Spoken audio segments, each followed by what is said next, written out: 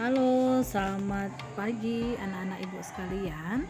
Hari ini kita kembali bertemu lagi dengan pembelajaran materi IPA Fisika. Nah, anak-anak ibu, ya sebelum kita memulai pembelajaran kita, ibu yakin semuanya dalam keadaan sehat dan pasti kalian juga sudah menyerahkan ya kehidupan kalian hari ini ke tangan Tuhan dan siap untuk memulai pembelajaran. Nah, ibu akan melanjutkan materi kita minggu yang lalu, ya tetap dengan materi pokoknya, yaitu adalah induksi elektromagnetik. Di sini sebagai tujuan pembelajaran kita, ya bahwasanya yang ibu ambil materi itu adalah tentang transformator.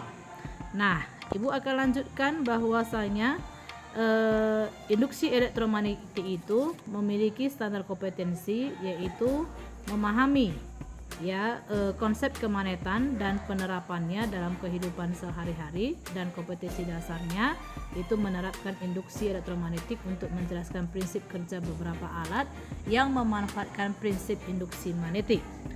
Nah, sebagai indikator kita dalam mempelajari materi kali ini itu adalah yang pertama menjelaskan fungsi transformator, lalu yang kedua menyebutkan jenis transformator, dan yang ketiga nanti kalian bisa menghitung efisiensi transformator. Nah, kalian harus tahu dulu ya bagaimana yang dikatakan dengan transformator, dan kita harus tahu juga apa itu ciri-ciri daripada transformator. Nah, anak ibu bisa melihat dari slide ini ya bahwasanya bagian utama dari transformator. Nah, di sini ada itu yang dikatakan dengan kumparan primer dan ada kumparan sekunder. Lalu di sini ada terhubung dengan inti besi dari dua kumparan ini. Ya, di kumparan primer ada sumber tegangan AC. Lalu di gambar sebelahnya ini ya itu dihubungkan dengan inti besi juga. Dan di sini dikatakan bahwa dua buah jenis transformator ini dia mempunyai kumparan yang dilapisi dengan inti besi. Nah, anak-anak ibu, transformator itu juga terdiri atas ada dua jenis, ya, yaitu transformator step up dan transformator step down. Bagaimana ciri-ciri daripada transformator step up? Nah, kalian bisa lihat dari lilitan yang ada di kumparan tersebut. Di situ ciri-cirinya itu adalah sebagai penaik tegangan.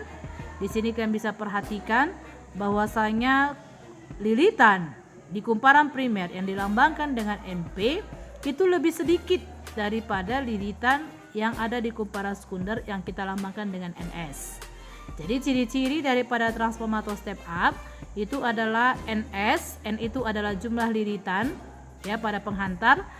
Pada kumparan sekunder lebih besar daripada lilitan pada kumparan primer.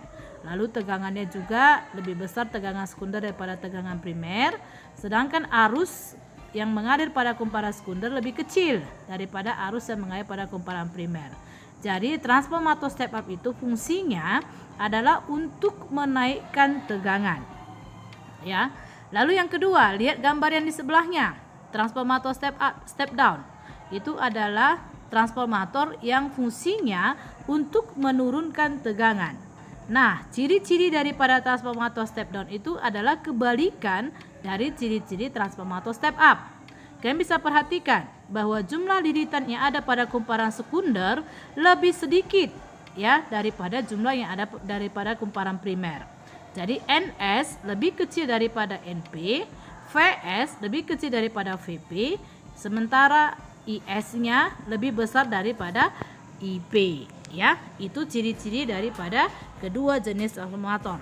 Nah, sekarang kita lihat bagaimana persamaan daripada transformator itu.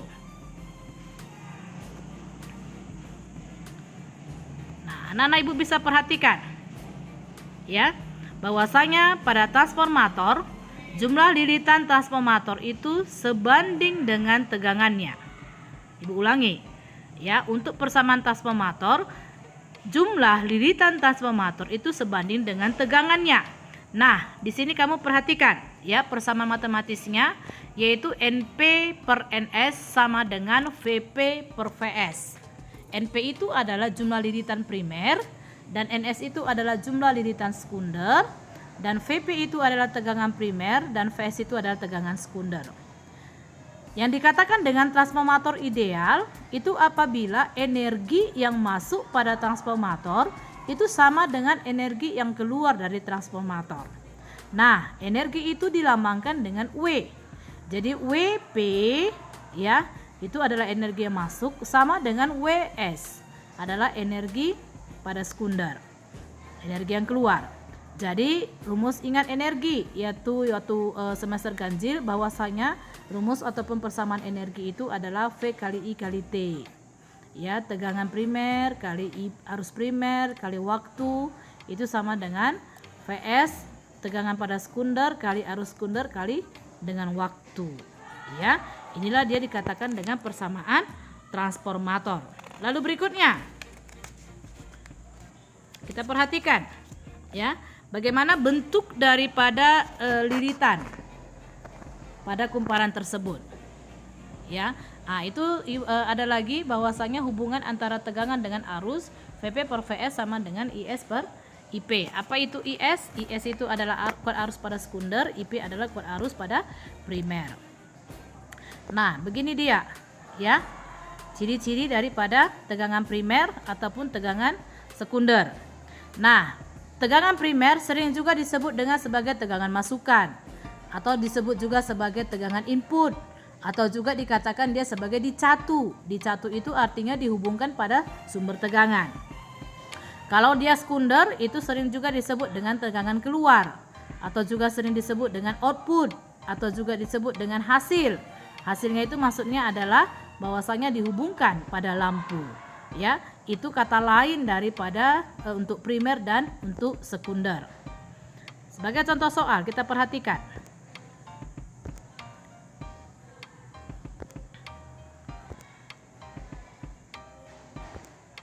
Nah, sebuah transformator memiliki jumlah liritan primer dan sekunder adalah 6.000 liritan dan 200 liritan.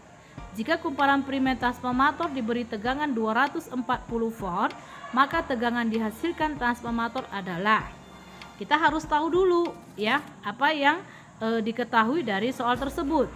Di situ dikatakan bahwa jumlah liritan primer yaitu NP ya dilambangkan dengan NP adalah 6.000 liritan dan sekunder NS adalah 200 liritan. Jika kumparan primer transformator diberi tegangan 240 volt, berarti VP itu adalah 240 volt dan pertanyaannya adalah tegangan yang dihasilkan transformator. Jadi ingat, kata yang dihasilkan tadi itu dikatakan dengan sebagai sekunder. Nah, maka oleh karena itu ditanya adalah VS. Kembali kita dengan persamaan yang tadi bahwa NP per NS sama dengan VP per VS. Tinggal kamu masukkan dia ke dalam angka. NP itu 6.000, NS-nya 200 dan VP-nya 240 dan VS yang ditanya. Sehingga dikali silang dia 6.000 kali VS sama dengan 240 volt kali 200. Sehingga VS sama dengan 240 kali 200 per 6.000, maka dapat VS adalah 8 volt. Ya. Oke, kita lanjutkan dengan bagaimana ini dimaksudkan dengan efisiensi transformator. Efisiensi transformator itu adalah perbandingan energi yang keluar. Nah, energi yang keluar tadi itu adalah berarti dimaksud adalah sekunder dari transformator dengan energi yang masuk ya pada transformator. Jadi efisiensi itu dilambangkan seperti itu. Itu penulisannya huruf N ya. Seperti huruf N maksud saya ya, seperti huruf N. Nah, itu dibaca dengan efisiensi. Jadi efisiensi itu sama dengan perbandingan antara tegangan keluar yaitu WS per tegangan masuk yaitu WP kali 100%. Jadi efisiensi sama dengan PS per PP kali 100%, atau efisiensi itu sama dengan tegangan sekunder kali arus sekunder per tegangan primer kali arus primer kali 100%. Jadi kalau dikatakan dengan transformator dengan yang dikatakan dengan efisiensi, kalau dia transformator ideal berarti nilai daripada perbandingan energi yang keluar dengan energi yang masuk pada transformator itu bernilai 100%. Ya, itu kalau dia dikatakan dengan efisiensi transformator yang ideal. Oke, kita lanjutkan.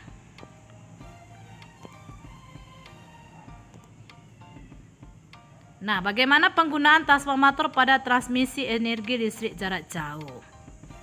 Nah, dari sini berarti sumber daripada tenaga listrik itu dari generator PLTA.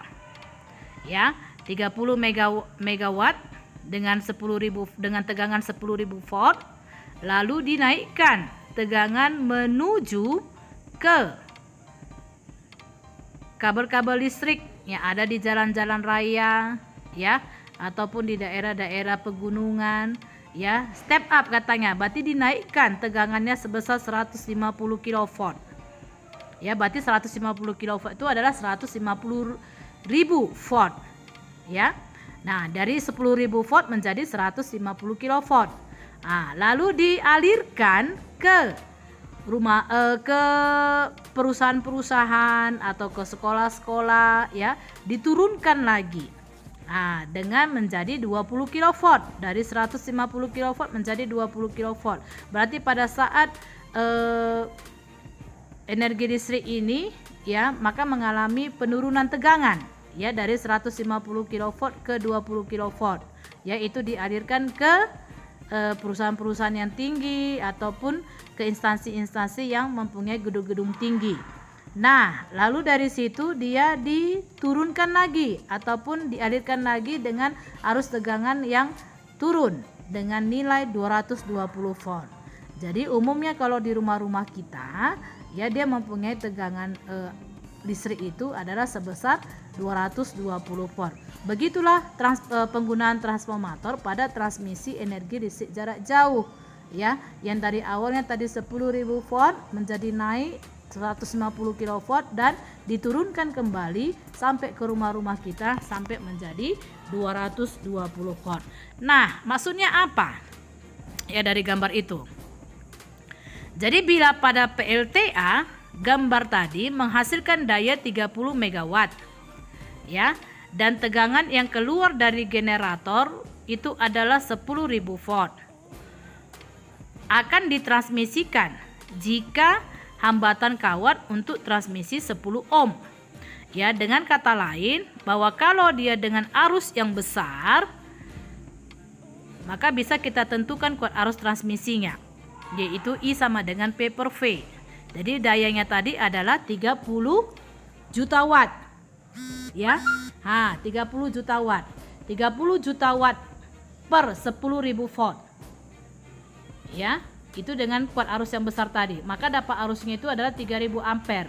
Jadi di situ dikatakan kuat arus tinggi. Tapi kalau dia dengan tegangan tinggi, kita bisa tentukan kuat arus transmisinya itu bahwa I sama dengan P per V. Tadi kan ada menaikkan tegangan dari 10.000 volt menjadi 150 kV. 150 kV itu kita ubah menjadi 150.000 volt. Sehingga arusnya itu menjadi 200 ampere. Jadi kalau kamu perhatikan maka akan menjadi kuat arus yang rendah. Jadi daya yang hilang di perjalanan karena berubah menjadi kalor, maka P itu sama dengan I kuadrat kali R. Jadi 3000 dikali R-nya tadi 10 ohm, maka dapat 90 megawatt. Jadi daya yang hilang besar. Ya, lalu kalau dia dengan tegangan tinggi, maka daya yang hilang di perjalanan itu akan berubah menjadi kalor sebesar P sama dengan I kuadrat kali R. Jika I-nya 200, kuadrat kali 10, maka dapat 0,4 megawatt. Berarti dengan daya yang hilang kecil. Ya, itulah dia tentang transformator, nakku. Jika ada nanti hal-hal yang tidak dipahami dari video yang Ibu sampaikan, boleh nanti kita berdiskusi lagi ya di grup WA kita, dan boleh kalian tanyakan apa yang tidak kalian pahami. Tetapi jika kalian nanti sudah paham, materi ini bisa kalian pindahkan ya ke catatan kalian supaya kalian bisa mengingatnya kembali. Setelah itu nanti ya anak-anak ibu kasih tugas, yaitu dari buku Bu Pena kita yang ada di halaman 99. Ya, yang ada di halaman 99 buku pena kita dari nomor 15 sampai nomor 20. Ya, dari buku pena kita halaman 99 nomor 15 sampai nomor 20 itu bisa kalian kerjakan ya. Tugas kalian tandanya kalian sudah bisa memahami dari materi kita pada pagi hari ini. Terima kasih, Ibu berharap tetap jaga kesehatan ya, dan tetap lindungi dirimu, jauhi dari orang-orang yang mungkin kamu merasa ada curiga ya, dan yang tidak tidak bisa menjamin keselamatan kamu, itu kamu hindari ya. Oke, terima kasih. Tuhan Yesus memberkati. Salam sehat.